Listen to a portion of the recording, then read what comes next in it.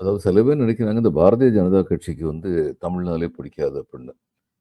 உண்மை என்னன்னா, வட இந்தியர்களுக்கு இது ரொம்ப துரதிர்ஷ்டமான ஒரு உண்மை. நான் அத பார்த்திருக்கேன். நான் வட இந்தியாலயும் வேலை பார்த்திருக்கேன். கிழக்கு இந்தியாலயும் வேலை பார்த்திருக்கேன்.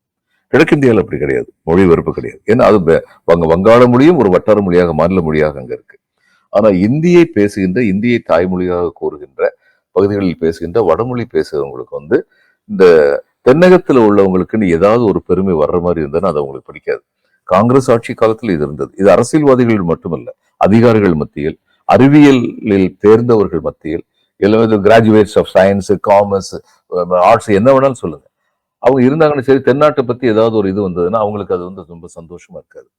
காங்கிரஸ் ஆட்சி காலத்துல அத பாராமுகமா வச்சிருப்பாங்க. ஒரு பெருமை வந்ததுன்னா. ஆனா இவங்க வந்து அத குழி தோண்டி புதைக்கணும்னு பாக்குறாங்க. அதான் 2 பேருக்குள்ள வித்தியாசம். பிஜேபிக்கும் காங்கிரஸுக்கும் உள்ள வித்தியாசம்.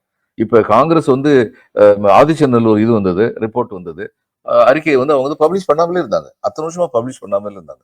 கோர்ட்டுக்கு போய் அதுக்கப்புறம் அந்த அறிக்கை பப்ளிஷ் ஆனதுலயே ரொம்ப மிஸ்chief இப்ப நடந்திருக்கு. அந்த அறிக்கையில அத பத்தி முழுசா பேசலாம் ஒரு நாள். எப்படி வந்து வேணும்னே ஒரு அறிக்கையில வந்து உண்மைகளை வந்து குழப்புகின்ற முயற்சி நடக்குதுங்கிறத பத்தி நம்ம பேச முடியும். இப்போ இவங்க வந்து என்ன பண்ணுவாங்க, கீழடி அறிக்கையை முதல்ல வந்து பப்ளிஷ் பண்ண மாட்டாங்க.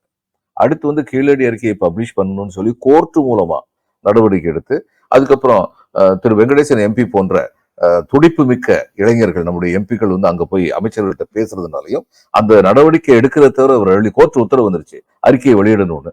அப்போ முதல்ல வந்து அமர்நாத்துக்கு ராமகிருஷ்ணாவுக்கு அனுப்புனாங்க. அறிக்கையில வந்து சில கன்ஃபியூஷன்ஸ் இருக்கு. நீ மாத்தீருன்னு சொன்னதா பேச்சு. நமக்கு வந்து கரஸ்பாண்டன்ஸ் தெரியாது. ஆனால் நான் எனக்கு கிடைச்ச தகவல்னா, அமர்நாத் வந்து சொல்லிட்டாரு, நான் மாத்துறதுக்கு ஒண்ணுமே இல்ல. ஏன்னா நான் எப்படி எடுத்தேன்? அகழ்வாராய்வில் சில சில பொருட்கள் கண்டுபிடிக்கப்பட்டன. அந்த பொருட்களுடைய காலங்கள் என்னன்னு அறிவியல் பூர்வமாக கண்டறியப்பட்டன. அத நான் இன்னைக்கு எப்படி மாத்த முடியும்? எத கண்டுபிடிச்சனோ அதத்தான் நான் எழுதியிருக்கேன். நான் கண்டுபிடிச்சது வந்து நான் வந்து கார்பன் டேட்டிங் நான் பண்ணியிருக்கேன். பண்ணி நான் வந்து சொல்லியிருக்கேன். நான் மாத்துறதுக்கு ஒண்ணும் இல்ல. அப்படின்னு சொல்லி அவர் சொல்லிட்டதா நான் கேள்விப்படுறேன். அடுத்து என்ன பண்றாங்க? வேலிடேஷன் வேணும். வேலிடேஷன் வேணும் தான். அதாவது இதுக்கு வந்து நிச்சயமா வந்து இப்ப அமர்நாத் வந்து கார்பன் டேட்டிங் ஆரம்பிச்சிருக்காரு. கண்டுபிடிச்சிருக்காரு.